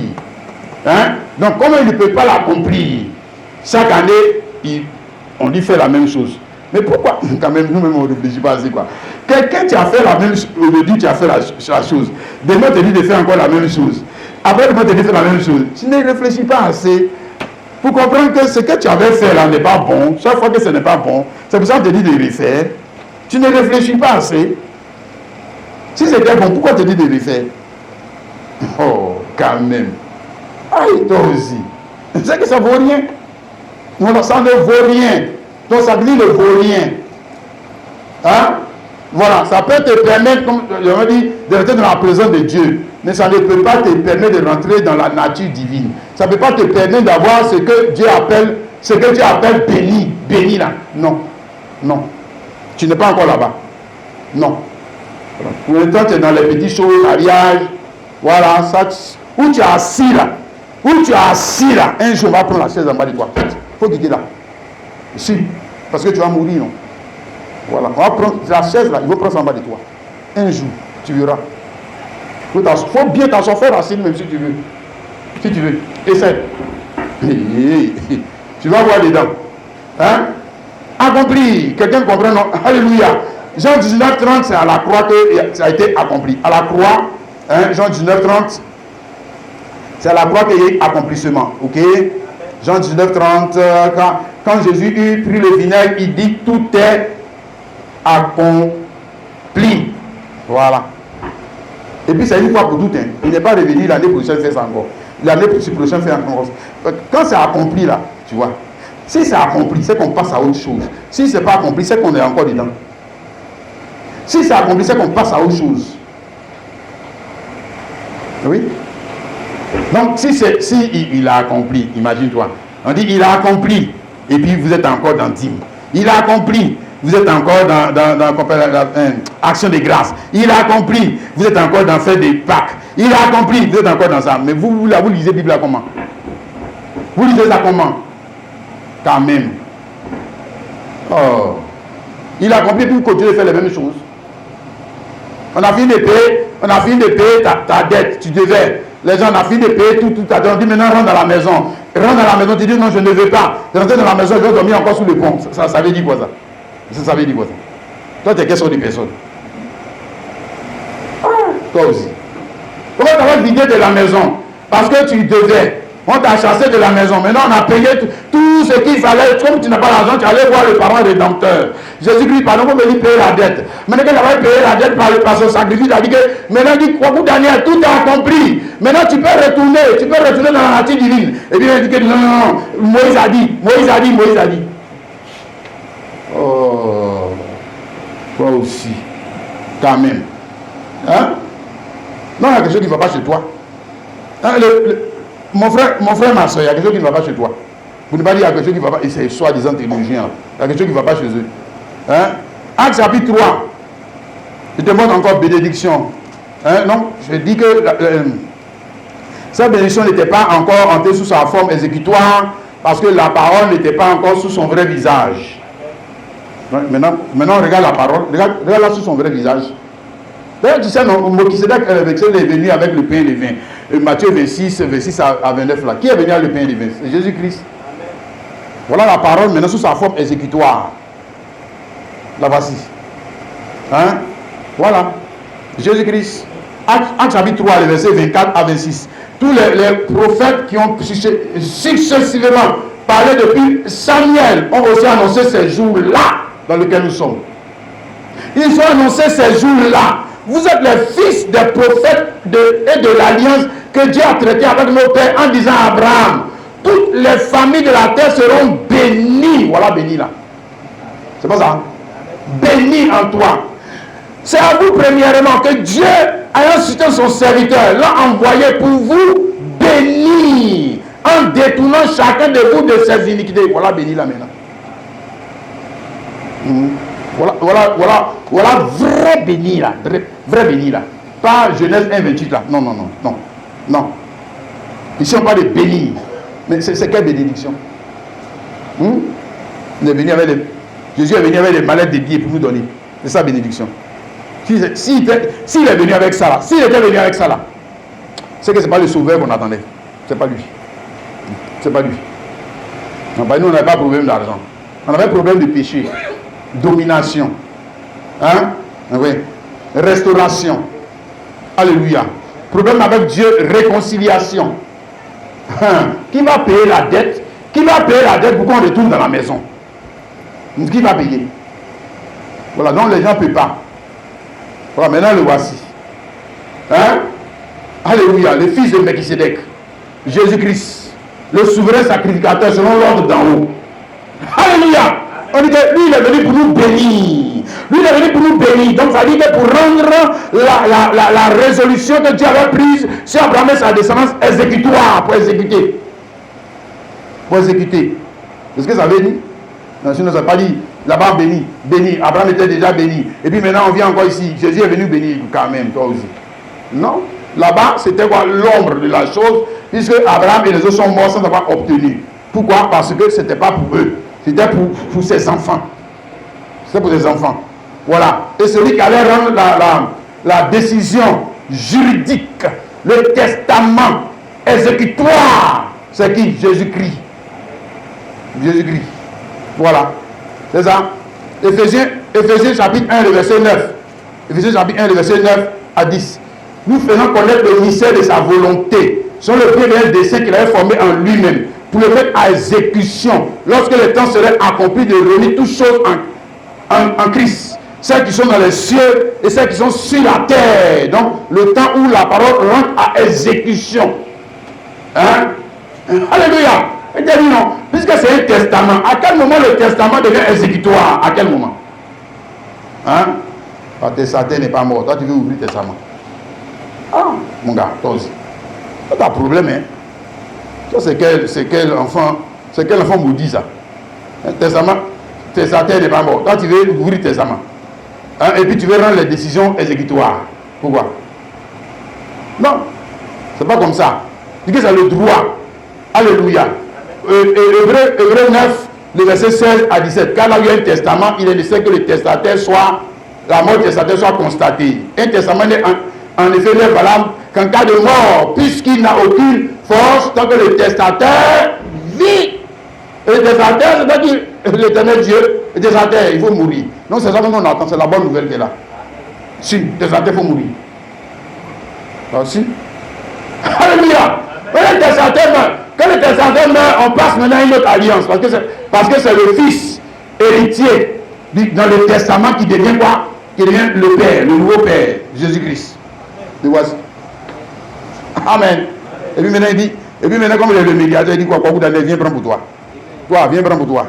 Toi, viens prendre pour toi. Que ce que papa avait laissé là, c'était comme ça. C'était si, ça, c'est lui. Voilà. C'est comme ça. Amen. C'est vrai. Mon frère et ma soeur. Amen. Donc, quand il y a eu exécution, c'est ce que je t'explique là. Pardon, il y a eu accomplissement de la loi. 1, 2. Il y a eu maintenant quoi? Abrogation des conséquences du non-paiement. Donc, il y a une première chose qui survient dans le sacrifice de Jésus-Christ. 1, c'est quoi? Accomplissement de la loi. 2, la deuxième chose qui survient, puisque la loi est accomplie. Si la loi est accomplie, c'est que les conséquences de la loi aussi sont quoi? Abrogées. C'est abrogé. C'est fini. C'est fini. C'est fini, monsieur. Mais comment maintenant le gars va venir y passer? Tu vas venir ouvrir Bible pour dire que non, vous devez payer la dîme aux Lévites. Vous devez faire ci, vous devez faire ça. Ah! Mon frère, on dit que la loi est accomplie. Mais pourquoi tu me ramènes encore dans les conséquences? Ah, toi aussi. Donc, conséquences abrogées. Quelqu'un comprend, donc tu dis Amen. Et puis la troisième chose qui survient, c'est quoi? Le changement de loi. Oui, parce que là, dès que la loi est accomplie, comment la loi peut rester là encore? Ah oui. On a accompli la chose, et puis la chose est encore là. Non, c'est que c'est pas accompli. C'est que c'est pas accompli. Hein? Non, on a accompli la chose doit dégager. C'est que tu dégages. Et puis on change cette loi maudite. Hein? Cette loi maudite qui ne faisait pas notre affaire entre nous et puis Dieu là. On la change par une autre loi. On change. Oui. C'est ça qui est juste. Hein, juridiquement, c'est ça qui est juste. Et l'Hébreu 7, le verset 11 à 12. Sinon, la perfection avait été possible par les sacerdotes lévitiques, car c'est le sacerdoce qui repose la loi dans nos peuples, qu'était-il encore besoin que par un autre sacrificateur selon l'ordre d'Aaron, et non selon l'ordre de Melchizedek, et non selon l'ordre d'Aaron. Car le sacerdoce étant changé, nécessairement aussi, il y a un changement de loi. Ok? Verset 18. Hein? Il y a ainsi abolition d'une alliance antérieure. Donc la première alliance, il y a abolition. La première alliance, il y a abolition. Monsieur, même le mot accompli, on doit te montrer qu'il y a abolition de la première alliance.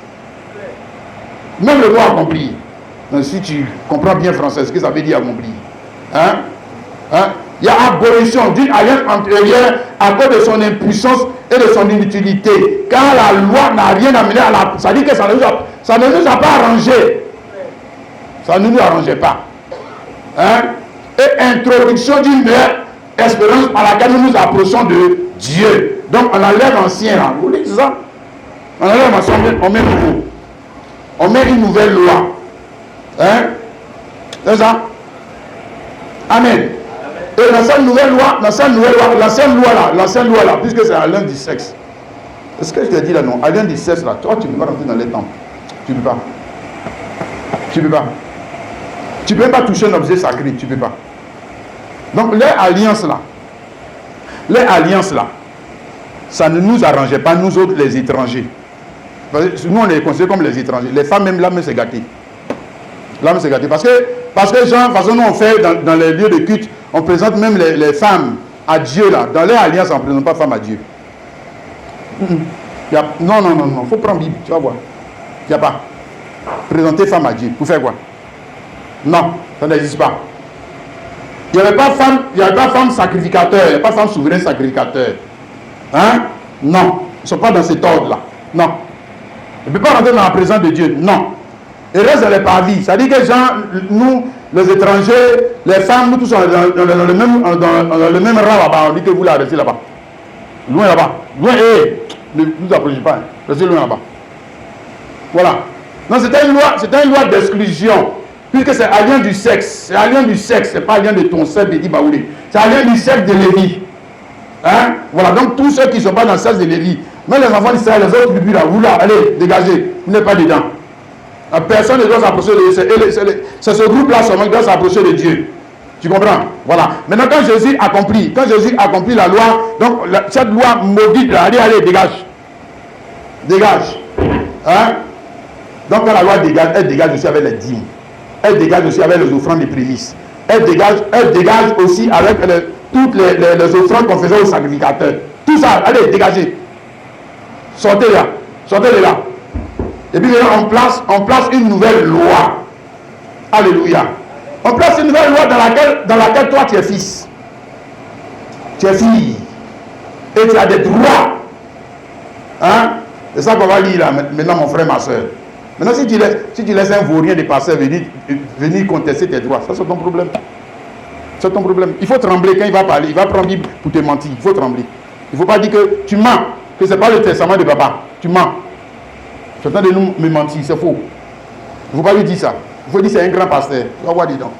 1 Pierre 2, verset 9, il dit que vous, au contraire, vous êtes une race élue, un sacerdoce royal. Donc pour nous là, c'est sacerdoce royal. Alors que pour eux, c'est sacerdoce lévitique. C'est pas, ça veut dire qu'ils ne sont pas des rois. Ils sont juste des sacrificateurs. Ils ne sont pas des rois. Donc c'est pour ça que je t'ai montré que leur autorité, ils sont trop petits. Ils sont des petits. Ils sont trop petits. Mais pour nous, on dit sacerdoce royal. C'est-à-dire, nous sommes des sacrificateurs et des rois. Voilà, nous avons la royauté. Et notre royauté, elle n'est pas le produit de la viande. C'est-à-dire que nous ne sommes pas rois comme les Béanzins, comme les Chaka Zoulou. Non. Nous sommes rois comme notre papa Jésus-Christ. Comme notre papa Jésus-Christ. Nous ne tenons pas notre autorité, nous ne la tenons pas d'une lignée mortelle. Nous la tenons d'une lignée immortelle. Tu comprends, mon frère, ma soeur? Pour marcher sur le péché, pour marcher sur les démons, pour marcher même sur nous-mêmes, nos propres désirs. Nous sommes des dominateurs. Nous sommes nés pour régner, pour dominer. Alléluia. Amen. Mon frère, pour dominer, c'est la puissance argent. Pour dominer, c'est la puissance lycée. Pour dominer. Tu comprends, mon frère? Maintenant, ici, là, on ne parle pas du seul pasteur. On parle de toi. Bon, moi, je te dis, je ne suis pas dedans. C'est que tu n'es pas dedans. Hein? Ça serait royal. Une nation sainte. Une nation sainte. C'est-à-dire que nous ne sommes pas de la nation d'Israël. Ne sommes pas de la nation ivoirienne. Ne sommes pas de nation terrestre. Nous appartenons à une autre nation, à un autre royaume. Hein? Bien, maintenant moi je te pose une question. Est-ce qu'on peut prendre la loi d'un royaume qui n'est pas ton royaume pour te juger? Est-ce qu'on... Bon, prenons même sur le plan, on va dire quoi? Sur le plan physique, nous sommes des Ivoiriens. Hein, par la chair ici, là. Voilà, on peut reconnaître on va dire quoi? Ta lignée, tu es Ivoirien. C'est pas ça? Bien. Est-ce qu'on peut prendre la loi des États-Unis pour te juger? J'attends réponse. Est-ce qu'on peut prendre la loi des États-Unis pour te juger? Hein? Non. Si on doit te juger, toi Ivoirien, si tu tombes dans la main de la justice, si on doit te juger, c'est la loi de la Côte d'Ivoire, on va prendre pour te juger. C'est pas ça? Hein? Maintenant, quand on prend la loi des dîmes, quand on prend la loi des offrandes de l'ancienne alliance, c'est la loi de quel pays? C'est la loi de quel pays? C'est toute question que je pose comme ça. C'est la loi de quel pays? Hein? Dis-moi, c'est les États-Unis. C'est Israël. Dis-moi, c'est Israël. Dis-moi, c'est Israël. C'est une nation d'Israël. Voilà. Maintenant, toi, tu es une nation sainte là. Comment tu peux accepter qu'on prend la loi d'un autre pays pour te juger? Comment tu peux accepter ça? Tu ne connais même pas le droit. Ça veut dire que nous sommes des gaous. Nous sommes des gaous. Tu connais même le droit, tu ne le connais pas. Le droit même simple en toi, tu ne le connais pas. Tu ne le connais pas. Si tu appartiens à la nation sainte, c'est que si on doit te juger, si on doit dire que tu es chrétien ou tu es un païen, c'est qu'on doit prendre la loi de ton pays. C'est pas ça, pour te juger. Pour voir si tu es un chrétien ou pas, on prend la loi de ton pays pour te juger. On ne prend pas la loi des catholiques. On ne peut pas prendre la loi des protestants, la loi des baptistes. On prend la loi... Toi aussi, tu es dans la nation, non? Voilà. Si tu es dans la nation sainte, C'est qu'on prend la loi de ton pays pour te juger. Hein? Et le pasteur, ou ce soi-disant prophète, il a le devoir de te montrer si c'est un juge, si c'est un juge, s'il est juge de ton pays. Il a le devoir de te montrer la juridiction de ton pays. De ton pays. Voilà. Hein? Colossiens 2, le verset 16. Que personne ne vous juge au sujet du manger, ou du boire, ou du sujet d'une fête, ou d'une nouvelle lune, ou des sabbats. C'est l'homme des choses à venir, mais le corps est en Christ. Donc, voilà pourquoi Paul dit ici que personne ne vous juge à propos d'une fête. Il a de citer la loi de quel pays? De la nation d'Israël. De l'église d'Israël. Ok? On va dire que non, c'est pas avec ça on peut vous juger. Non. Non. Pourquoi? Parce que vous êtes une nation sainte. Vous êtes une nation sainte. C'est ça qu'on a vu dans Romains chapitre 8, le verset 1 dit, il n'y a donc maintenant aucune condamnation pour ceux qui sont en Jésus-Christ. Donc pour ceux qui sont en Jésus-Christ, la loi de Moïse là, et puisque c'est accompli, c'est pas ça. C'est accompli pour qui? Pour toi. Si c'est accompli pour toi, mais pourquoi tu peux accepter de revenir sur les choses que ton papa a accomplies? Comment tu peux accepter? Bon, c'est condamnation pour celui qui n'est pas en Jésus. Donc la loi est toujours là. La loi de Moïse. D'ailleurs même, lui-même il vit comment? Ce soi-disant chrétien, il vit comment? Il faut le toucher, tu vas voir, il va te montrer quoi est dans mon temps. Mais lui, il est toujours sous la loi. Touche-le. Fais le remarque, il va te rendre. Voilà. Il vit selon l'ancienne loi. Pourquoi il vit selon l'ancienne loi? Parce qu'il ne fait pas partie de la nation sainte. Il ne fait pas partie du sacerdoce royal. C'est pour ça qu'il vit. Comment on dit? Il gère les choses avec la loi d'un autre pays. Et il agit en fonction de la loi d'un autre pays. Et pourtant il dit qu'il est chrétien. Mais il ne sait pas que chrétien, ça veut dire que quelqu'un qui appartient à la nation, c'est une autre nation. Nation, ça veut dire quoi? Des hommes qui se reconnaissent dans de certaines valeurs. Et selon une juridiction. Mais quelle est la juridiction? Mais c'est celle de Jésus-Christ. C'est celle de Jésus-Christ. C'est selon cette juridiction que cet homme qui dit qu'il est chrétien a le devoir de marcher, a le devoir d'adorer, a le devoir de s'habiller, a le devoir d'aimer, a le devoir d'adorer, de faire toutes choses. Selon la juridiction, il ne peut pas faire les choses maintenant selon l'ancienne juridiction, alors qu'il n'est plus là-bas. Bon, on l'a sorti de là-bas, il dit que on n'est pas encore au ciel. On n'est pas encore au ciel. On n'est pas. On dit pour tout bout. On n'est pas encore au ciel. Comment ça, tu n'es pas encore au ciel? Si. Nous sommes une nation sainte. Si, en tout cas, moi je sais que je suis dans une nation sainte. Un peuple acquis, afin que vous annonciez les vertus de celui qui vous a appelé de ténèbres à son admirable lumière. C'est-à-dire, nous sommes dans le sacerdoce royal, c'est-à-dire sacrificateur, roi, prophète. Annoncé là, c'est prophète. Prophète. Hein? C'est des prophètes. Voilà. Et dans leur ordre là-bas, là, tu ne peux pas avoir tous ces trois. Mais nous avons la plénitude de la divinité, hein, de l'autorité. Pour faire quoi? Pour dire, et toi, il faut te repentir. Hein. Il va dire, pourquoi tu me juges? Continue. Tu ne sais pas qui te parle. Et cet homme qui te parle, il tient son autorité de qui? Peut-être comme il ne remue pas sa tête. Tu ne crois pas que c'est ça qu'on appelle l'autorité. C'est ça qu'on appelle être béni. Hein? Verset 10. Vous qui autrefois n'étiez pas un peuple et qui maintenant êtes le peuple de Dieu. Vous qui n'avez pas obtenu miséricorde et qui maintenant avez obtenu miséricorde. Donc auparavant, dans l'ancienne alliance, vous étiez privés de ça. Ça là, c'est pas pour vous. Non. Ok? Mais maintenant c'est pour vous. Pourquoi? Parce que votre papa, Jésus-Christ, alléluia, a fait quoi? Il a accompli. Quelqu'un dit Amen. La loi, alléluia. 2. Maintenant il a abrogé les conséquences du non-accomplissement. 3. Il a substitué pour vous, hein, l'ancienne loi par une nouvelle loi. Par une nouvelle loi. Par une nouvelle loi. Quelqu'un comprend ce qu'on essaie de dire? Amen et amen. Bien, maintenant nous avons fini avec ça. Hébreux chapitre 7.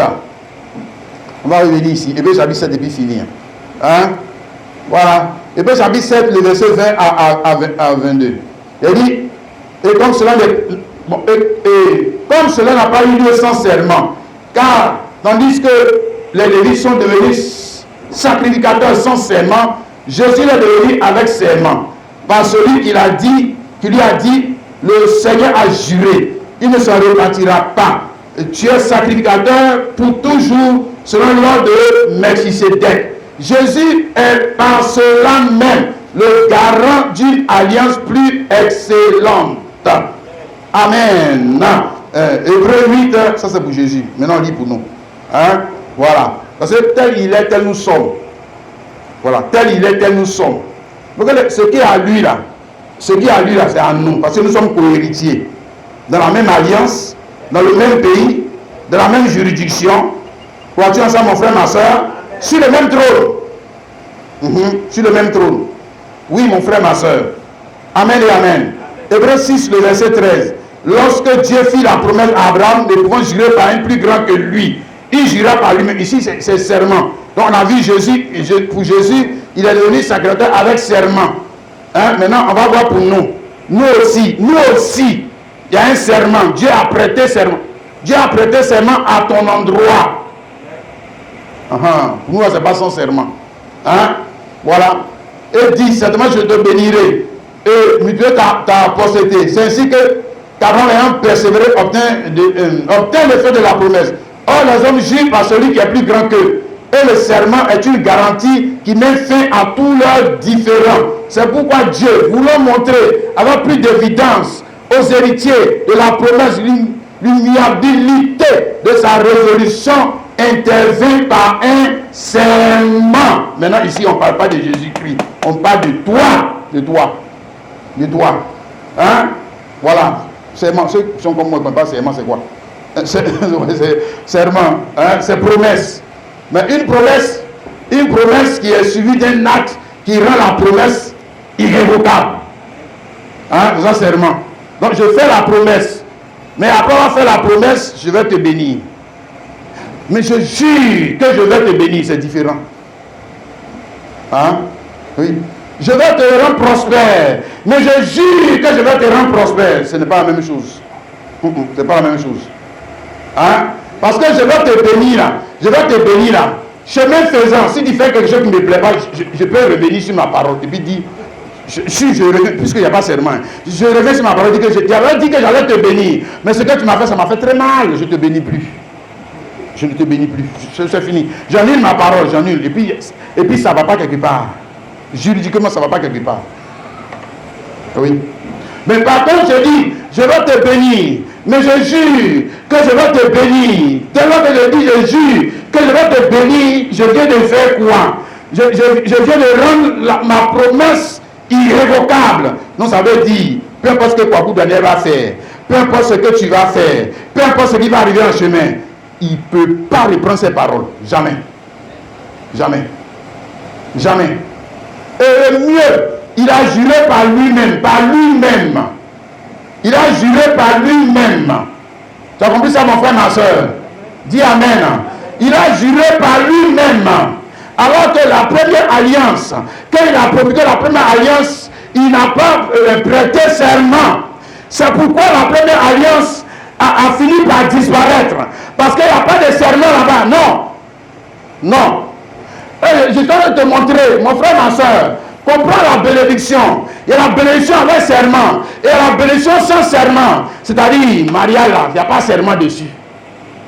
Si, c'est pour ça que tu vas perdre ça un jour. Oui. Voilà. Où tu es assis là, il n'y a pas serment dessus. Il n'y a pas serment. Jamais. Jamais de la vie. Un jour, tu vas perdre ça. Si, un jour, tu vas perdre ça. Oui. Et même si tu fais mal, même, il va t'enlever ça. Je te dis, tu fais mal, il va t'enlever ça. Oui. Parce que là, il n'y a pas serment. On peut enlever. On peut prendre. Ok? Mais nous parlons de ce qui est accompagné de serment. Ce qui est accompagné de serment, la vie éternelle. Ce qui est accompagné de serment, la bénédiction éternelle. Ce qui est accompagné de serment, dis amen, mon frère, ma soeur. Alléluia. On parle des choses éternelles, n'est-ce pas, mon frère, ma soeur? Mais à partir de là, la personne est bénie. Peu importe ce qui va arriver, elle est bénie. Elle est bénie. Elle est bénie. Même si la mort vient, tu es toujours bénie. Elle est bénie. Dis Amen. Amen. Le verset 22, Jésus est par cela même le garant d'une alliance plus excellente. Hein, dans le serment, il y a garant. Ça dit que c'est donner une garantie à la parole. Parce que la parole donnée sans garantie, c'est pas vrai. C'est du mensonge. C'est ça? Oui.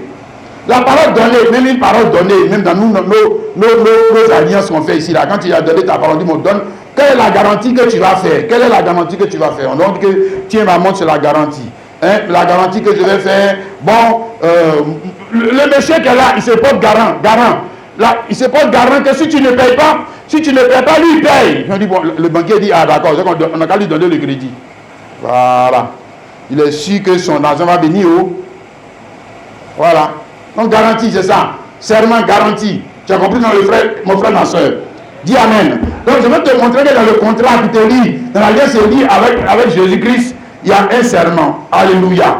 2, il y a une garantie. C'est ça qu'il a dit, donc Jésus est par cela même le garant d'une alliance plus excellente. Garant d'une alliance plus excellente. C'est-à-dire quelqu'un qui va payer pour toi au cas où tu ne peux pas payer. C'est-à-dire quand tu vas défaillir. Parce que chemin faisant, tu as dit que je vais faire, Dieu, je vais faire, et tu ne peux pas faire. Tu n'arrives pas à faire. Tu ne peux pas faire comme ce que Dieu veut. Maintenant, qui est responsable? Qui est responsable de cette défaillance? C'est qui? Ton argent.